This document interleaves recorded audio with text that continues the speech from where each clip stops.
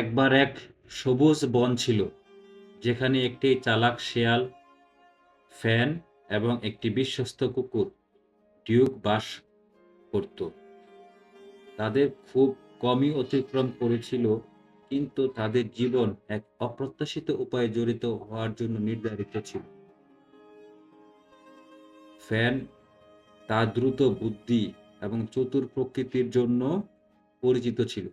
সে প্রায়শই বনের অন্যান্য প্রাণীদের সাথে কৌতুক করত, যা তাদের অপছন্দ করত। তারা দুষ্টুমির উপায় সত্ত্বেও তার একটি হৃদয় ছিল, যা সত্যিকারের বন্ধুত্বের জন্য আকাঙ্ক্ষা করত। ডিউক বনের প্রান্তে একটি খামারে বাস করত। সে তার মানব পরিবারের প্রতি নিবেদিত ছিল এবং তার দিনগুলি পশুপালন এবং শিশুদের সাথে খেলা করে কাটত। ডিউকের বিশ্বস্ততা এবং সাহস অতুলনাহীন ছিল, এবং যারা তাকে চিনত তারা তাকে খুব ভালোবাসত। এক সন্ধ্যায় সূর্য ডুবতে শুরু করলো এবং আকাশে কমলা ও গোলাপি রঙে রঞ্জিত ছিল। তখন একটি ভয়ঙ্কর ঝড় এলো।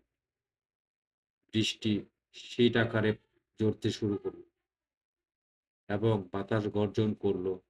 সে ডিউকের খামারের প্রান্তে এসে পৌঁছেছে। ফেন লক্ষ্য করলো যে গোয়ালঘরের দরজাটা খোলা।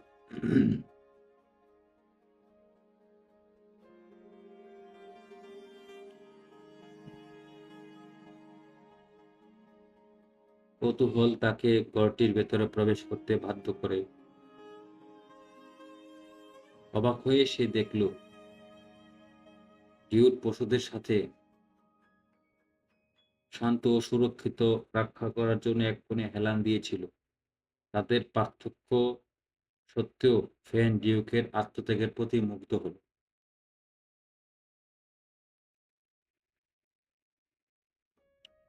হ্যালো ডিউক, ফ্যান ডাকলো।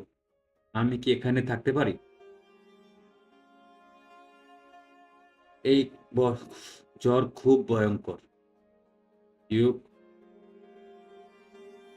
অবাক হয়ে শেয়ালটির দিকে তাকালো। যদি তুমি পশুদের কোনো ক্ষতি করতে না চাও, তাহলে তুমি এখানে থাকতে পারো, সতর্কতামূলক উত্তর দিল ডিউক।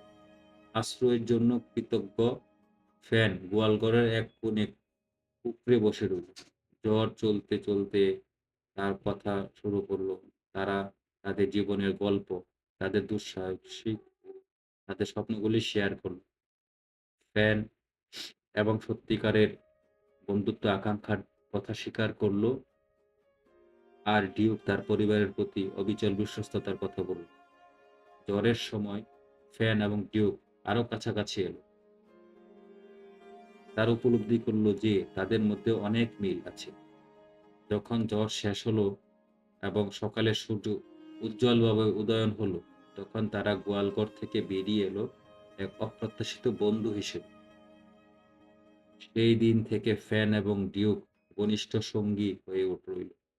ফ্যানের দুষ্টামির প্রভাব কমে গেল এবং সে ডিউকের খামার এবং বাসিন্দাদের রক্ষা করতে সাহায্য করার মধ্যে আনন্দ পেল। ডিউক পাল্টা হিসেবে ফ্যানের বুদ্ধিমত্তা ও চপলতার প্রশংসা করল। একসাথে তারা এমন একটি বন্ধন গঠন করল যা কোনো ঝড়ই ভাঙতে পারবে না, এবং তাই বনের কেন্দ্র এক চতুর শিয়াল এবং এক বিশ্বস্ত কুকুর প্রমাণ করল যে সত্যিকারের বন্ধুত্বের কোনো সীমা নেই।